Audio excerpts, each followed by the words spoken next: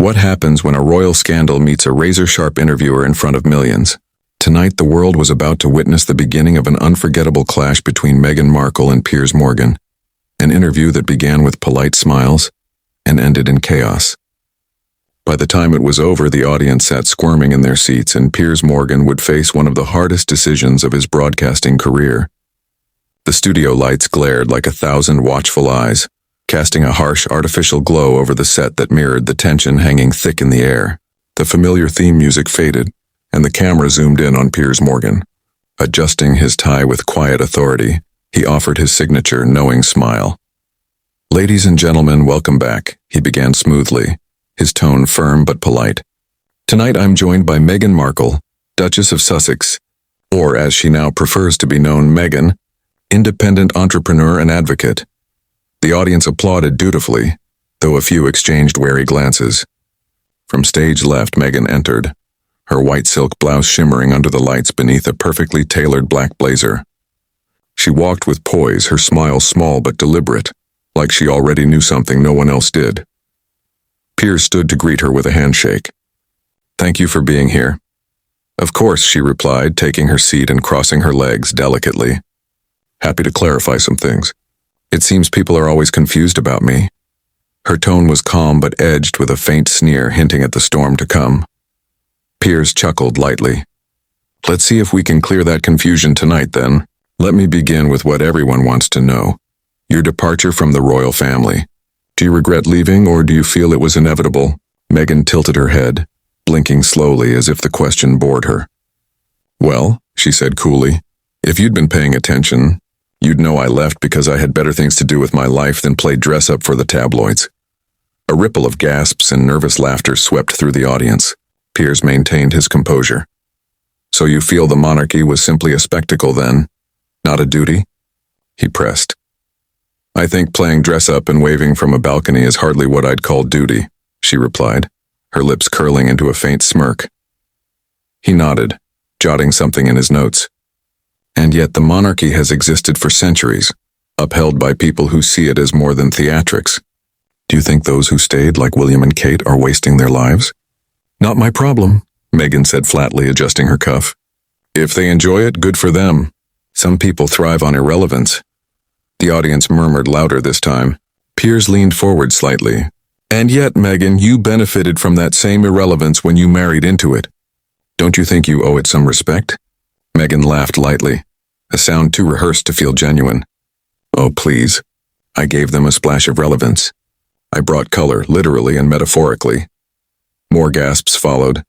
Piers raised an eyebrow but remained calm. "Well, you're certainly not shy about your opinions. Let's move on then. Your current relationship with the press. Many feel you court publicity when it benefits you and decry it when it doesn't. How would you respond to that?" "I'd say," Meghan began, leaning forward, "that people like you need to learn the difference between privacy and secrecy. But then again, if you understood that, you wouldn't have made a career out of pestering people." That jab landed hard. Even the audience flinched. Piers smiled faintly, refusing to take the bait. "If that's how you feel, Meghan," he said coolly, "then this is going to be a fascinating evening." The tension in the room was now palpable. When tempers simmer just beneath the surface, the mask always slips sooner or later. And tonight, Meghan Markle's poised exterior was beginning to crack under Piers Morgan's unflinching questions. The chill in the studio grew colder by the minute. By the time the segment neared its end, it wasn't just Meghan who looked uncomfortable. The audience shifted uneasily, unsure whether to clap, gasp, or leave. The cameras kept rolling as Meghan adjusted the lapel of her blazer, her smile tightening. Her white blouse glimmered under the lights, but her eyes betrayed irritation she could no longer hide. Piers leaned back in his chair, flipping through his notes with deliberate care. "Let's talk about Harry," he began softly, though his gaze was sharp and unwavering. "You and Prince Harry's relationship has been the subject of worldwide fascination. Many people feel he has changed significantly since meeting you. Some even say he's distanced himself from his family because of you. How do you respond to that?" Meghan's eyes narrowed just slightly, but her voice was syrupy sweet as she replied, her words measured, but her composure clearly beginning to fray. "Oh, Piers," Meghan began with a mock sympathetic smile. I'm sorry you're so invested in someone else's marriage. Are you happy at home? Do you even have a wife? The audience collectively gasped, the air thick with disbelief. Piers, unshaken, maintained his composure, his expression unreadable. Happily married, thank you, he replied evenly. But we're here to talk about you and Harry. Of course you are, Meghan said coolly, leaning back in her chair. Because people like you need a villain to keep your ratings up. How quaint. Piers ignored the jab, pressing forward. Many royal watchers say Harry has become more isolated, more withdrawn, some might say angrier since leaving the UK.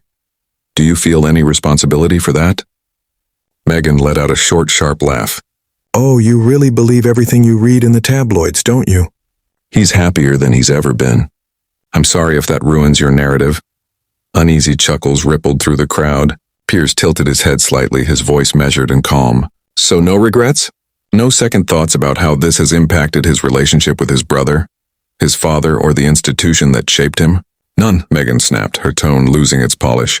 I don't lie awake at night worrying about people who wouldn't lift a finger when I needed them. Is that clear enough for you? Her voice cut through the silence like a blade. Even Piers raised an eyebrow at the edge in her tone, but he didn't waver. Crystal, he said quietly. Let's move on then. Your work with charities. Some critics have accused you of using these causes as photo opportunities rather than sincere efforts. How do you respond to that? Meghan uncrossed and recrossed her legs, then leaned back with a smirk. Oh, that's rich. People criticize me if I don't show up, then accuse me of vanity if I do. You really can't win when you're me. Piers nodded slowly. Some might say that's the price of being a public figure. Scrutiny comes with the territory. And some might say, Meghan interrupted icily, that you wouldn't know sincerity if it bit you in the... Please, Piers interjected smoothly, holding up a hand. This is a family show. The audience gasped again, followed by awkward laughter. Meghan waved a dismissive hand, her painted smile snapping back into place. Fine. Let's keep pretending this is civil. Piers smiled faintly at her choice of words before continuing. You've also said before that the royal family was cold to you, distant, even cruel at times. But several staffers off the record, of course, have described you as difficult, demanding, even manipulative. How would you respond to those accusations? Meghan's smile vanished instantly, replaced by a flash of anger. I'd say those staffers should grow a spine and say it to my face instead of hiding behind anonymity. Cowards, the lot of them. Even the camera operators hesitated, sensing the air grow heavier. Piers, however, stayed on course. Yet there's a consistent pattern in what they say, he pressed.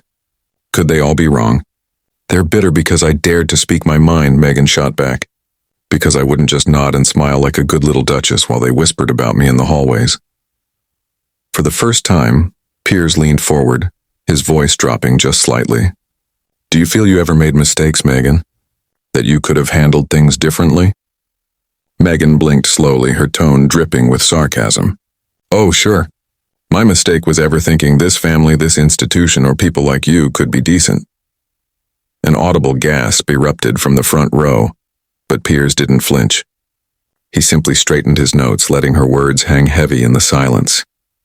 Meghan, he said at last, his tone calm but firm, you've made it quite clear what you think of the royal family, the press, and apparently me. But I do have to ask, do you even care what the public thinks anymore? Or is it all just about Meghan now? Her lips curled into a defiant smile. I care about what matters, she said coolly. Public opinion frankly doesn't. The audience shifted uncomfortably, the tension thick enough to taste. A few nervous laughs echoed, then faded into silence. Piers sat back in his chair, clasping his hands together, his jaw tightening just slightly. Well, he said softly, thank you for your honesty. If nothing else, it's illuminating. As the cameras cut to commercial, the studio atmosphere remained charged, almost electric. The tension was no longer beneath the surface, it filled the room. Meghan's polished facade was slipping fast, and though Piers Morgan remained calm, the strain showed in his eyes. What had started as a high-profile interview was now an open battlefield of pride and ego, with the studio audience caught squarely in the crossfire. When the cameras returned, Meghan sat stiffly in her chair, arms crossed, jaw set. Her once confident poise hardened into defiance. Piers adjusted his notes once more, preparing for what promised to be an even stormier second half. The air in the studio had changed, heavier, colder, as though all warmth had been drained from the room. Even the audience, once lively, sat uncertain and quiet, unsure if they should still clap between segments. Piers Morgan looked up with his trademark smile, polished and professional, but there was tension behind his eyes, a quiet resolve that gave away his irritation. "Welcome back," he began smoothly, his voice as measured as ever. "We're here with Meghan Markle discussing her journey, her work, and her views on, well, nearly everything." Meghan exhaled softly through her nose, her tight smile not reaching her eyes. "I think we've covered just about everything there is to cover," she said flatly. "Oh, I wouldn't say that," Piers replied lightly, leaning forward. "We've only just begun." A few uneasy chuckles came from the audience. "Let's talk about your departure from the royal family. You've said before that you felt trapped, stifled, unprotected. Do you believe the monarchy itself is fundamentally flawed?" Meghan uncrossed her legs, leaning back with a dry laugh. "You really can't help yourself, can you? Always digging, always trying to find fault." "It's a question, Meghan," Piers said evenly, unbothered. "Not a fault. Do you believe the monarchy is flawed?" Her eyes flashed and she rolled them dramatically. "I believe the monarchy is outdated. It's a relic, and I chose not to let it destroy me the way it's destroyed so many others. That clear enough for you?" The audience stirred, whispering nervously. Piers nodded slowly. "Crystal," he said. "But do you ever consider that perhaps, just perhaps, the problem wasn't entirely the institution, but how you approached it?"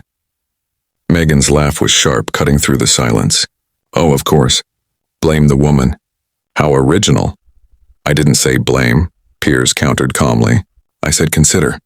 Do you take any responsibility for how things unfolded?" Her smirk returned, but it was colder now. "I take responsibility for putting myself first for once in my life. Something you and apparently half of Britain seem to have a real problem with." The audience shifted again. The tension was now almost visible. Piers pressed on. "Let's move on to your media ventures, the podcast, the Netflix deals, the children's book. Some critics say it all feels more like a personal rebrand than meaningful work. How do you respond to that?" Meghan arched an eyebrow. "Well, Piers, critics always have something to say, don't they? When I was silent, I was a coward. When I spoke up, I was calculating. Maybe the problem isn't me. Maybe it's people like you who can't stand a woman in control." Piers folded his hands together, still calm but with a sharper edge in his voice. "Or perhaps the problem," he said quietly, "is when someone confuses control with entitlement. Do you think your critics might have a point?" Her laugh was bitter this time. "You'd love that, wouldn't you? If I just admitted I was the villain you've always wanted me to be. Sorry to disappoint you." A murmur of discomfort rippled through the audience.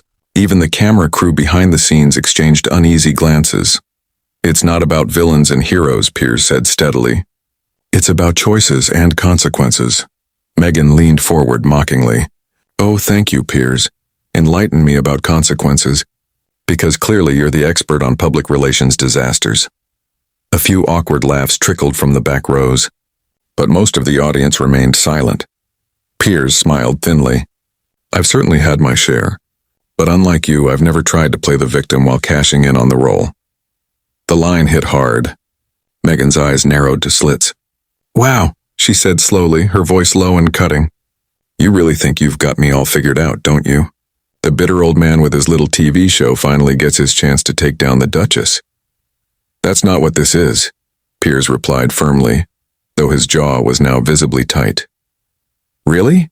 Meghan scoffed, throwing up her hands. "Because it sure feels like a witch hunt to me. Maybe next you'll ask if I float when you throw me in the river." The audience gasped, stunned at the audacity of the remark. Even Piers blinked, momentarily thrown off. He took a slow breath before speaking again, his voice quieter but edged with steel. "You know, I came into this interview hoping to have an honest conversation about your choices, your legacy, the image you've built. But it's becoming clear that you're not interested in honesty, Meghan, just in playing the same tired game of deflect and insult." Meghan smirked and crossed her arms. "Oh, please, spare me the self-righteous lecture. You're just mad I'm not crying into your shoulder like the rest of your guests." The room went completely silent. The temperature seemed to drop as the camera zoomed in on Piers. He sat perfectly still, fingers tapping once on the desk before he spoke. "Well," he said finally, deceptively calm, "I think we've given you plenty of time to show the world who you really are, and you haven't disappointed." Meghan arched an eyebrow, leaning back with a look of triumph. Piers gave a faint, measured smile. "Let's take another break," he said quietly. The cameras cut to commercial, but not before catching a flash of something fierce in his eyes. When the red light came back on, the tension in the studio was suffocating, thick like a storm cloud ready to burst. Meghan sat stiffly, arms folded, chin high. Piers, though outwardly composed, had fire behind his calm demeanor. What had begun as a polished, high-profile interview had crumbled into a slow-motion implosion, an on-air clash of pride, resentment, and ego that no one present would ever forget. The camera's red light blinked again, signaling they were live. The audience offered only a faint, hesitant round of applause. Meghan adjusted the sleeves of her white blouse under her black blazer, posture rigid, defiance radiating from her stillness. Piers leaned slightly forward, hands clasped neatly before him. His usual smile was gone, replaced by a thin, hardened line. "Welcome back," he said evenly, his voice low and steady.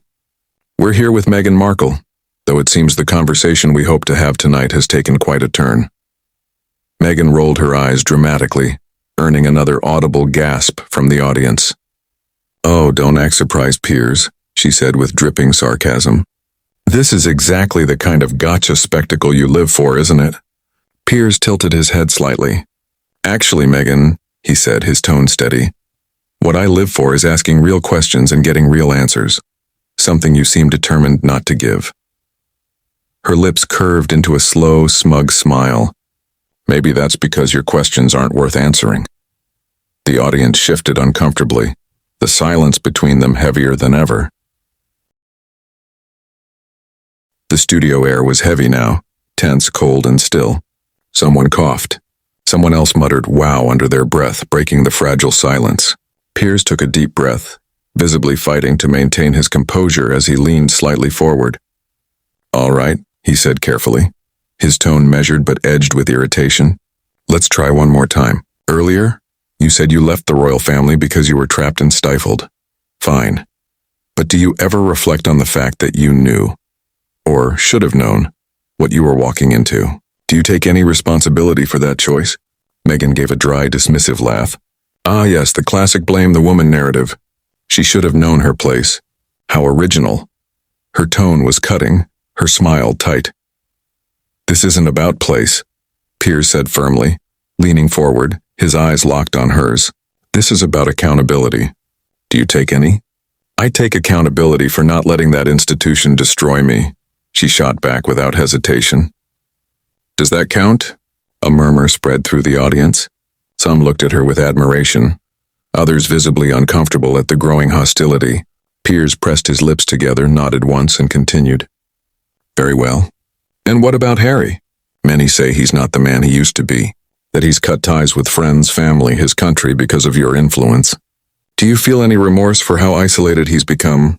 For the first time that night, Meghan's smirk faltered just slightly before returning to her face like armor. Her eyes hardened. "Oh, please. Harry made his own choices. He's a grown man, not some puppet on my strings, but of course you'd assume otherwise. Anything to paint me as the Wicked Witch." "That's not what I said," Piers replied sharply, his voice rising a fraction. "But you seem awfully defensive about it." Meghan leaned forward now, her voice low and mocking. "Defensive? No, Piers, I just don't feel the need to sit here and justify my marriage to you of all people." "Are you jealous? Is that what this is about?" Gasps rippled through the studio. Even Piers's eyes widened briefly at her audacity. He straightened in his chair, his fingers drumming once against the desk. Then with quiet finality he said, "I think we're done here." Meghan tilted her head, a glint of satisfaction in her eyes. "Oh, what happened to your tough questions? Run out of steam?" Piers stood. The audience went completely silent. Even the cameraman froze. "No," he said, his voice cutting through the air like a blade. "What I've run out of is patience." Her smirk faltered for the first time. "You came here," he continued, his tone calm but filled with steel, "with a chance to tell your story, to answer questions millions of people have about the choices you've made. Instead, you've spent the past hour being smug, dismissive, and quite frankly insulting. Not just to me, but to everyone watching. Meghan opened her mouth to respond, but Piers held up a hand, silencing her. Save it, he snapped. I've interviewed prime ministers, presidents, and actual royalty. People who disagreed with me but still managed to answer questions like adults. But you... He shook his head in disbelief. You've mistaken this studio for your Instagram page, thinking you can control every word, every angle, every narrative. The audience was dead quiet. Every eye was locked on the confrontation. You want to play victim? Fine, he said, his voice rising just enough to fill the room. You want to play the misunderstood hero? Be my guest, but not on my show. I will not sit here and let you insult my profession, my audience, and my intelligence any longer. You can leave now. The words hung in the air like thunder. Meghan's eyes flashed dangerously. For a moment it looked like she might argue, but instead she gave a cold, bitter laugh. Slowly she unhooked her microphone and stood. Well, she said coolly, adjusting her blazer. At least now everyone's seen the real Piers Morgan. Bitter, small, predictable.